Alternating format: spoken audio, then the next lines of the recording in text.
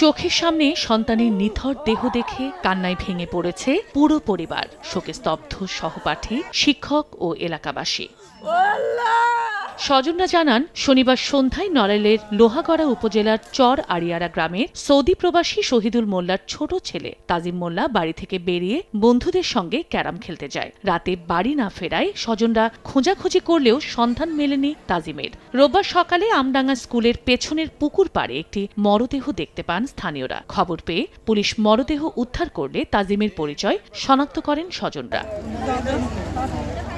স্বজন ও এলাকাবাসীর দাবি, পরিকল্পিতভাবে হত্যা করা হয়েছে তাজিমকে। হত্যাকাণ্ডে জড়িতদের দৃষ্টান্তমূলক শাস্তির দাবি জানান তারা। সন্ধ্যার সময়ও আমি দেখছি ক্যারাম বোর্ডের ঘরে বসে ওরা খেলতেছে, পরে আমি চলে আসি। যেখানে লাশ পাওয়া গেছে তার পাশেই আমি খুঁজে বেড়াইছি, তা পাইনি আমি। ওর স্যান্ডেল এক জায়গা পাওয়া গেছে, ওর জামা আর এক জায়গা পাওয়া গেছে, আর ওরে পাওয়া গেছে আর এক বাড়ির গর্তের ভিতরে, পুকুরের ভিতর। যে হত্যার সাথে জড়িত তার সঠিক বিচারক। তাজিমের শরীরের বিভিন্ন স্থানে আঘাতের চিহ্ন পাওয়া গেছে। প্রাথমিক জিজ্ঞাসাবাদের জন্য তার 3 বন্ধুকে আটক করেছে পুলিশ।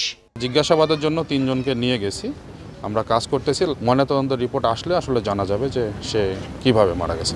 13 বছরের তাজিম মোল্লা উপজেলার আমডাঙ্গা আদর্শ মাধ্যমিক বিদ্যালয়ের 6ষ্ঠ শ্রেণীর শিক্ষার্থী ছিলেন। সময় সংবাদ, নড়াইল।